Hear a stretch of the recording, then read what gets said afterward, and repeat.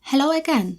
I've made a similar video on this subject in the past, but I thought I'm going to expand on this idea a little bit further because there are many questions and many ideas I haven't shared before, and I thought there is a lot to consider when we speak about the subject of self-awareness or self-consciousness and being aware of yourself in a particular situation or in a general manner. The first question I want to explore is whether self-awareness is necessary to our human experience. Consider a situation when you are in a novel social event and you meet new people. Many of us struggle with social anxiety, and one of the marks of the social anxiety is being overly self-conscious. What does it mean? It means that you become aware of yourself, of your body, and of your bodily reactions. So for example, you might start noticing that your hands are sweaty, that your heart beats a little bit faster, and that generally you feel a little bit nervous. And the consequences of that are usually that you don't really know what to say, you struggle with joining the conversation with someone, and you might often start to get, various weird thoughts like there's something wrong with you because you are so stressed and anxious, and so on and on. So this example points to the fact that self-consciousness and self-awareness isn't really that beneficial, especially in situations like this. On the other hand, isn't it true that self-awareness and self-consciousness enable us to be more introspective, to take a look at our inner life and see how we exist, how we come to being from this quite objective perspective, this removed perspective which self-awareness enables us to take. So what I mean by that is that if you're not self-aware, you're not aware of yourself.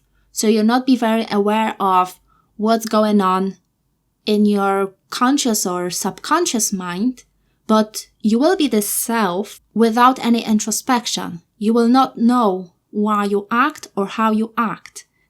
This is a general principle, but it doesn't mean that will actually happen, because we also have things like intuition or gut feeling, which provide us with certain knowledge, certain ideas, without much of an introspection.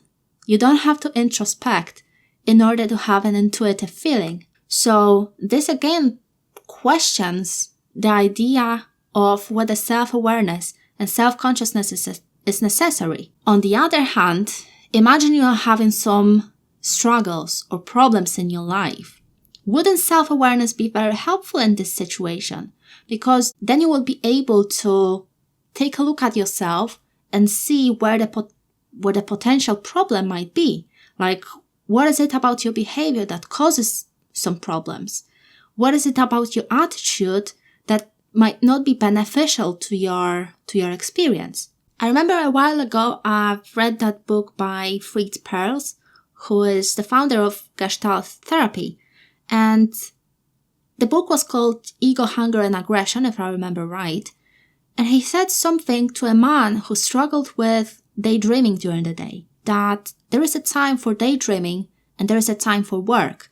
It doesn't mean that you have to quit daydreaming in order to work, but it means that you have to manage your time in a way that there is a time for this and there is a time for that.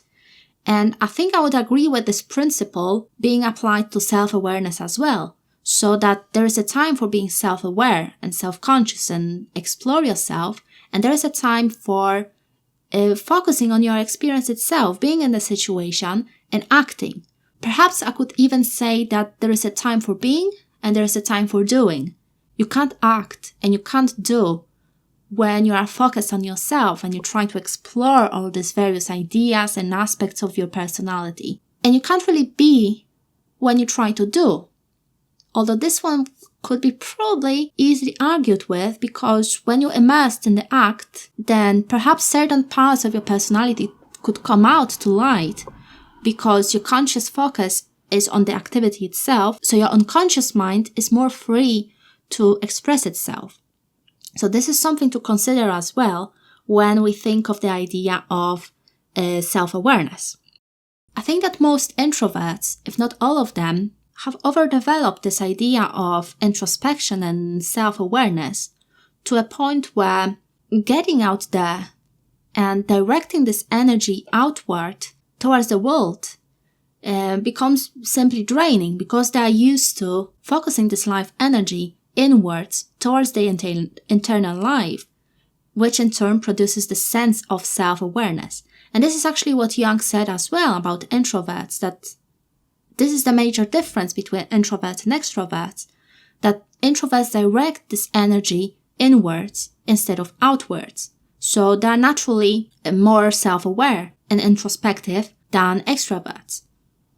The extroverts instead invest this energy into doing, into action, into external world. So for them, developing self-awareness will be not very natural. They will have to put a lot of effort into learning that, and they will find it draining, just like introverts find acting in the world and interacting with others draining. So we have here a very peculiar situation. On the one side, self-awareness and introspection are a natural state of being for introverts, but they are not natural for extroverts. As I've already said before, you can't really have one without the other. If you only invest into introspection and self-awareness, it might be very difficult for you to act in the world, to take up new activities, and to express yourself to other people. But on another hand, if you completely give up on self-awareness and, force yourself to be an extrovert, or just be an extrovert if it's natural for you, then aren't you missing like a half of your personality? Like a half of the world? If you consider the fact that the internal world is just as valid as the external world? I'm not sure. What I think happens is that following extremes in any cases is not very beneficial to our mental health. What I have noticed is that either the lack of self-awareness or too much of it will often cause problems.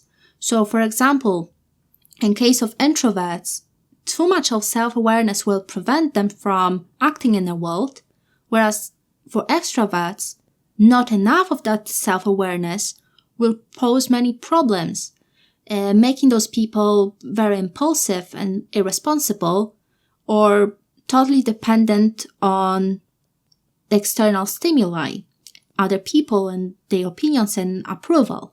So in both of these cases, the self-awareness poses a lot of issues, either a lack of it or too much of it. Whichever is the case, each person will experience it differently. So when we analyze self-awareness, when we try to criticize it, we can't really say that it's good or bad, because it will depend on each individual, however this self-awareness is expressed. What is common in both of these cases, however, is that more often than not, the sense of self brings more problems than we want to admit. In the case of introverts, the sense of self will be internal, arising through introspection and reflexivity, whereas for extroverts, this sense of self will come in through interactions with the world, through interactions with other people. If you constantly rely on the self of self, you can't really immerse yourself in activities, you can't really immerse yourself in your goals, because you will be focused on yourself and on maintaining this sense of self, either through introspection, self-analysis or self-reflection, or through interactions with others if you're an extrovert. So in a way, the sense of self might cause us a situation where we stand on our own way.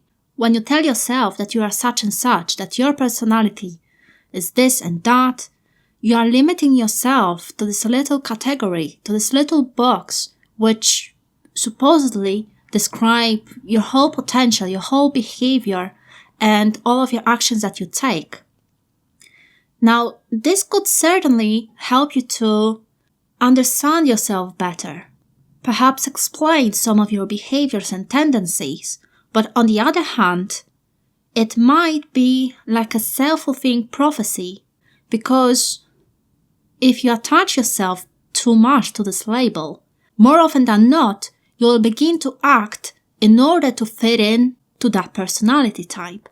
So, for example, you might start avoiding doing things that are contradictory to your personality, to what you believe you are, and to your sense of self. And you don't even have to think about it consciously, but obviously the more you think about it on a conscious level, the more of this will go to your unconscious, and it will become evident in your future actions and behaviors.